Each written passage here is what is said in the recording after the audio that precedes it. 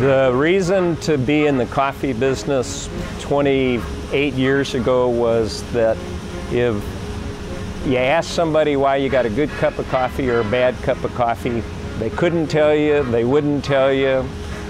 Nobody knew anything about coffee. When I started roasting coffee in 1981, people, when I say I roast coffee, they'd look at me a little bit perplexed and they try to say, so you roast coffee? What's that? Well, you roast coffee. So I'm one of the original coffee roasters in the country of these coffees, of gourmet coffees. Well, what we've got is we've got 150-pound bags of green coffee. There's probably 60 different varieties of coffee beans in here. They lose about 20% weight in the roasting process and change from that green color that we were looking at into a much darker roasted looking bean. Chris, who is in charge, he's the roast master right there. And what we have is giant hot air popcorn poppers, if we want to make it simple. We have a roast chamber here. There's down below a big gas burner and a giant fan that blows hot air up through the beans, and the beans float around on hot air. By the time you roast them light, roast them dark, blend them, I can come up with a couple of hundred coffees out of where we're sitting right now. Over the past 27 years, taste, cup, cup, cup. Look at the beans, come up with what's the interesting profile of the coffee. And the only way you can do that is taste, taste, taste, all over and over again. Even the bags that I'm sitting on right here, this one bag that I'm sitting on, there's a chance the one underneath it may not be exactly like the one that I'm sitting on, even though they came in at the same time. So it's a constant tasting of coffees to make sure you have the right profile. We call this the wall of coffee. There's about 3 pounds in each one of these containers. And you can tell more about the taste of coffee without tasting it by the smell. You can tell if it's fresh, if it's a light roast, dark roast, regional taste profile characteristic of some kind. So people come in here and they look, they think the name is interesting, and they smell it. There's nothing quite like the smell of coffee. We've created over the years a family dynamics within Coffee Traders. Whether you're in Montana or you're in Texas or you're in Monteverde, Costa Rica, you'll always find that we're a sustainable family, small business, and not only being that, but that's who we cater to.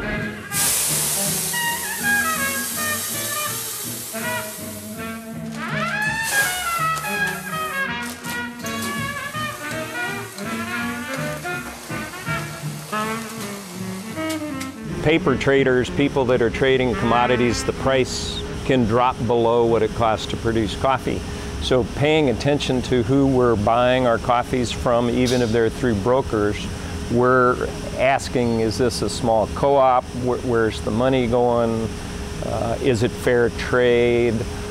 Tell us a little more story about on the growing side of it so that we can make sure that we're being fair trade and doing sustainable business both south of the border and within our own organization.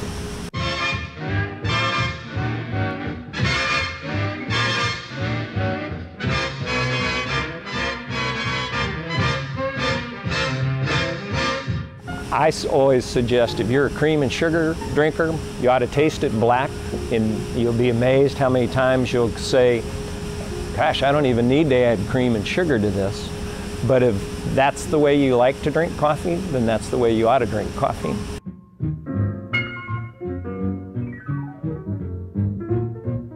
In 1994, the decision to move into Austin was because of the distance of Montana in shipping coffee to denser markets. Plus, I grew up in Texas, so I remember a small college town, Austin, being one of the more interesting places. Being in Austin, Texas, you're probably a total of 5 hours from Costa Rica. And one of my projects is Monteverde, Costa Rica.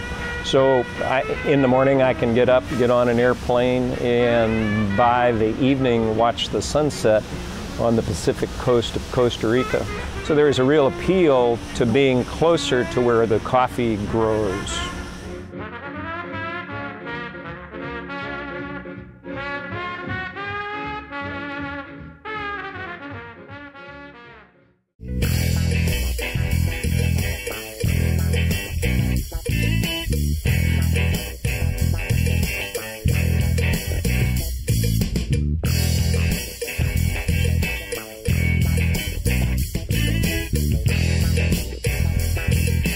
I'm Melissa Rosenberg, and you're watching Docubloggers.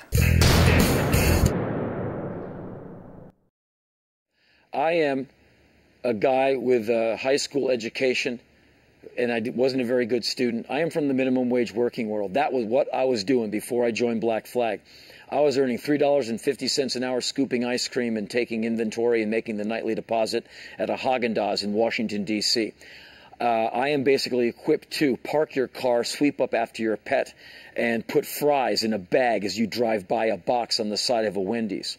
And so what I am doing is basically trying to stave off the inevitability of me going back into that world. And I will be back there with a microphone around my face before all of this is over, I have a feeling.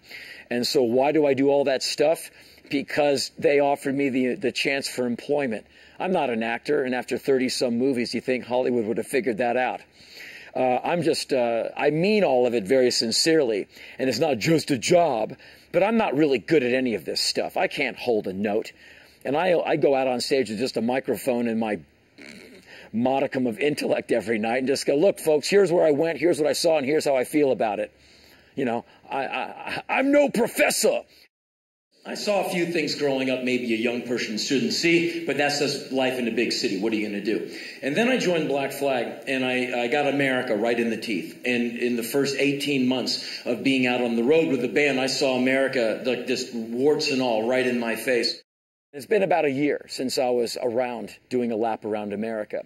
And in that time, I was in Syria and Lebanon and Jordan and Israel and South Africa and Ireland and Northern Ireland and Scotland, and I may have left out one or two.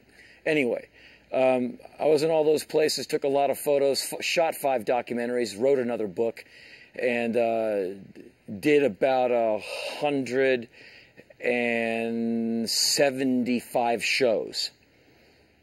So I've got a lot to report upon. When I used to read about Mandela, I always wondered what that cell looked like. I really did. And just like, you know, where he sat and what he looked like inside. And to actually walk in, I never thought that would happen. I can't say I didn't want to leave the cell, but I was fascinated to be inside it. I wanted to see what South Africa was like decades after apartheid.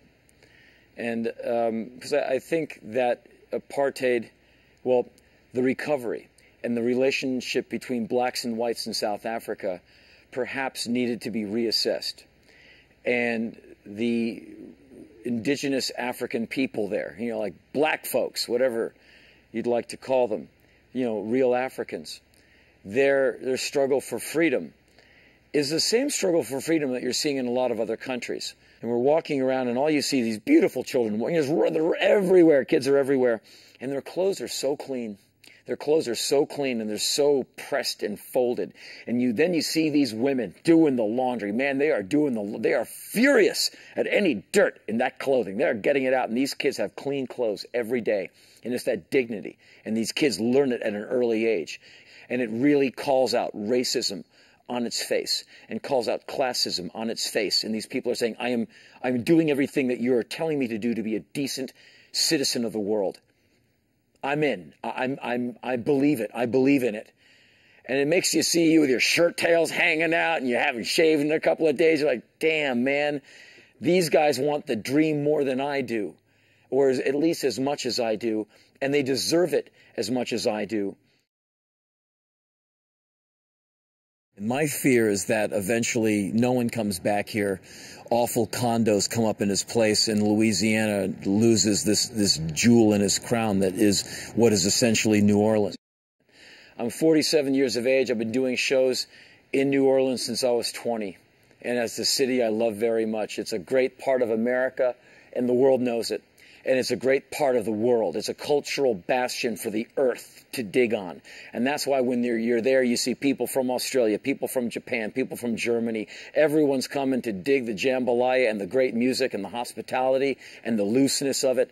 And it's just a really hot, sweaty, beautiful human get-down, where all of a sudden you have a bunch of friends. And it's also a very dangerous place. I mean, it's always been a dangerous place. There's rough parts of town, and you got to have your wits about you on its best day.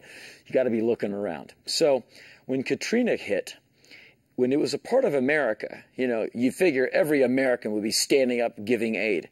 And we did. And that is the silver lining in that storm cloud, that Americans stood up and threw money at that, threw aid at that, and continues to do so.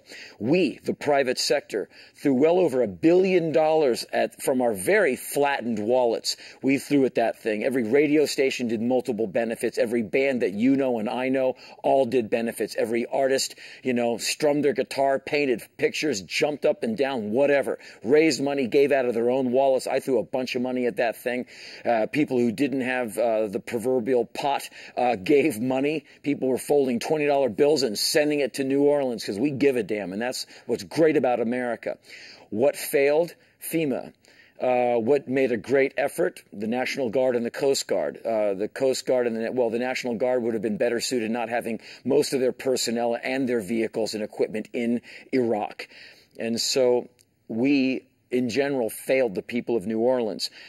We have the technology, the manpower, the fuel, and the vehicles to have evacuated that city in a week. Why? There's people dying. Why? There's people going after 5 days with no water. It was an insult to our technology, to everything that is red, white, and blue. And when I bring this up, people say, "You hate America." I go, "No, pal. If you disagree with me, you hate America. So you better check yourself." You know, I'm trying to make a difference. You're saying everything is fine. It's obviously not fine when people are on day 3 waving from their roofs. Anyway, so we went down there to see what $100 billion and 3 years of reconstruction gets you. When the state forces come into an area and kill unarmed people, and then the highest legal authority in the land says that was an okay thing to do, how could anybody argue to the people of this area that they should seek a solution to their problems through constitutional means, right? You know, through democracy? We had seen what had happened. That was the biggest single reason that young people in this area joined the IRA. We shot in Belfast and in Derry, Northern Ireland, because, again, it was a struggle between the IRA and the IRA and the Catholics against the Protestants or the Unionists or whatever. I mean, you can get in a lot of trouble taking any kind of side on that thing. So I'm neutral on it. I just went in as an observer, wanting to know more. But in a way, some of these people will tell you that they were trying to be free. They wanted to emancipate themselves from what they thought was a dictatorship, you know, the hand of England. They wanted England out of their country. And they saw, you know, and you can get into big arguments about this. I'm just saying that some people in Northern Ireland saw England as an occupying and invading force, much like some people in Iraq would see American forces and for the coalition of the willing as an invading and occupying force. I wanted to get interviews with people who saw these people as an occupying force, or who saw the IRA as nothing more than bloodthirsty thugs, not unlike the mafia. And I wanted to hear all the stories. I wanted to talk to people from Sinn Féin. I wanted to talk to Unionists, separatists, Protestants, Catholics, all of them. And we did. And the opinions were very intense. And what I came away with was that what they have there is basically a ceasefire. They don't really have peace. They have basically a tinderbox that I hope does not blow up one day. And I'm not looking for the kumbaya moment, but the traveling I do, and I just gave you the laundry list of some of the places I've been, just like in the last 12 months. That is, I do see the more similarities in all these countries than dissimilarities. And my passport is now heavy with visas that say the Democratic National People's Republic of, or the Islamic Republic of. And their kids all seem to want the same thing. And the adults all seem to want the same thing. And they all seem to be very friendly to me when I walk down the streets. And hopefully viewers will get a little of that when they see this stuff on IFC. I love it that Americans are getting more opinionated. I love it that more young Americans are voting. You know, and they're like, oh, you got a big opinion. Pal, I open my mouth. I'm quintessentially American. I am so red, white, and blue. If you can't stand it, there's the exit sign.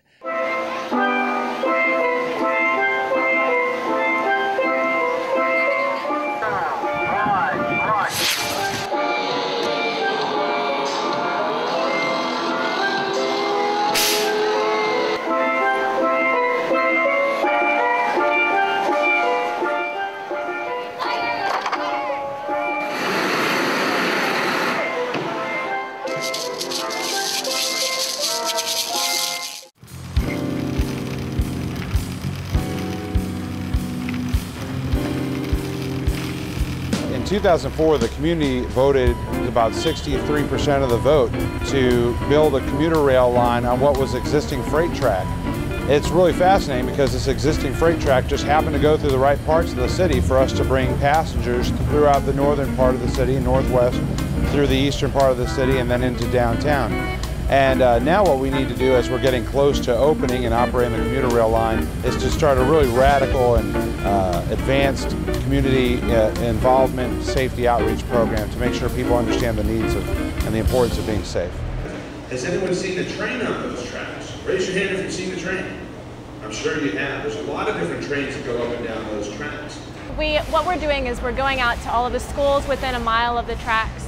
And we're doing a lot of innovative things on top of that that other cities haven't done. We're the first city in the United States to do as much safety outreach as we've done.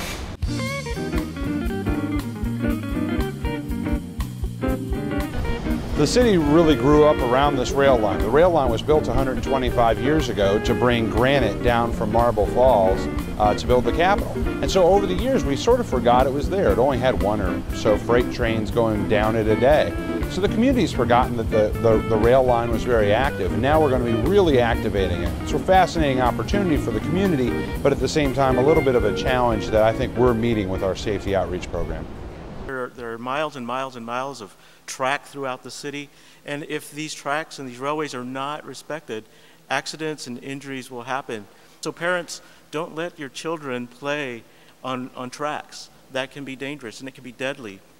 You know, it's important to keep in mind that trains are so large and they move so fast that it can take up to a mile to stop a train in its track. Well, this train is going to be much quieter than the old freight trains, and it's not going to vibrate the way the freight trains did. It's going to go a lot faster, and it will be going through quiet zones and areas where we've installed quad gates, so it won't have to blow its horn. There will be wayside signaling, but it's a much different experience for a pedestrian or for somebody who's crossing the tracks on a bike or in a car than the old freight train crossing was. Everyone we've spoken to is concerned. Parents are worried about their kids crossing safely. Principals are very worried about their kids, and they invite us to come into their schools because of that worry. They want to make sure that the kids have the knowledge about staying off tracks and being safe when they're crossing. The communities are a little bit concerned. They just want to know what's going on, what we're doing to educate their children and to educate their neighbors about being safe near train tracks. I grew up along the tracks. I grew up along these tracks, and I'm very concerned as a young person who grew up along these tracks and went to high school, middle school, and elementary school along these tracks.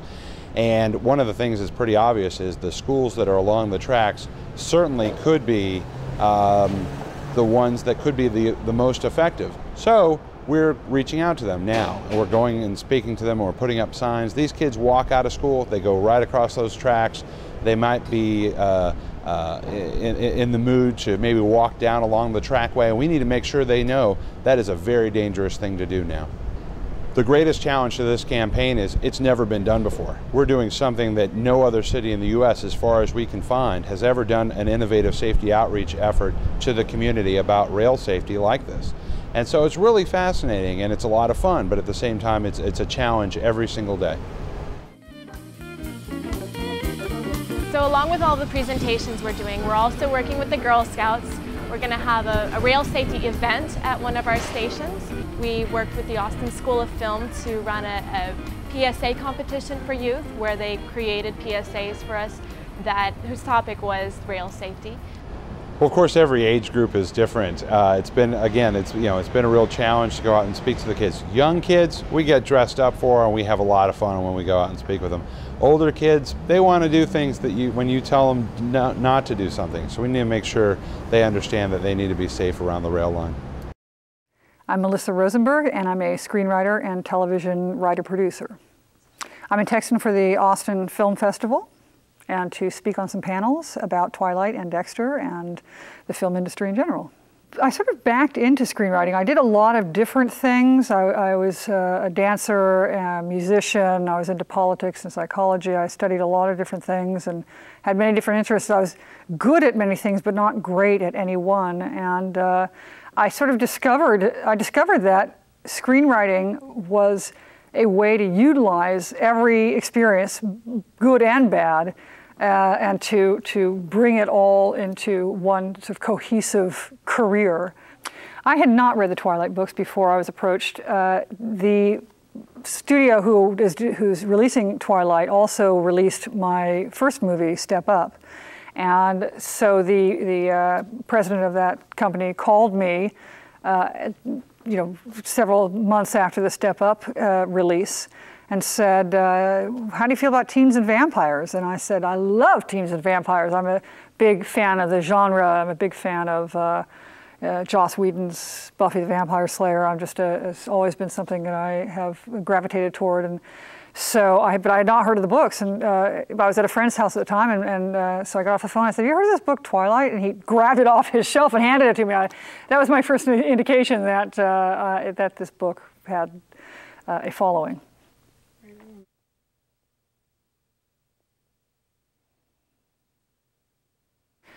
If I were to do the adaptation for New Moon, Edward's absence from the story is a challenge. I think I would have to find a way to keep him alive throughout the movie, because I don't think you can have, first of all, just for people who haven't read the book, if you start with Twilight the movie, and it's all about Bella's relationship with this family of vampires, and then you go to New Moon, and it's the first, 15 minutes are about Edward's relationship with this family of vampires who you've already known for a whole other movie. I don't think you can just leave them. I mean, suddenly, it's about now this family of other creatures. I think you have to be able to thread that family through and keep them alive in, hopefully some creative ways. You would figure out a way to do that. And yes. The vampire, in the movie, the vampires sparkle in the sun. And it's a great effect. I think the producers spent more time on that effect of the sparkling than almost anything else in the movie. So, and Stephanie had some very specific ideas about that. And, and when she finally saw the finished product, she said, that's it. Twilight is opening Friday, November 21st. I hope everyone goes to see it. I hope they go see it twice, 3 times, and buy the DVD. My advice to young writers is different than my advice to writers breaking in. My advice to writers is to get... A docublog is a video that tells a story about a person, place, event, or anything else in your community. It can be funny, serious, concrete, or avant-garde. We encourage you to go out there and share your story with your neighbors. Go to klru.org/docubloggers to find out how.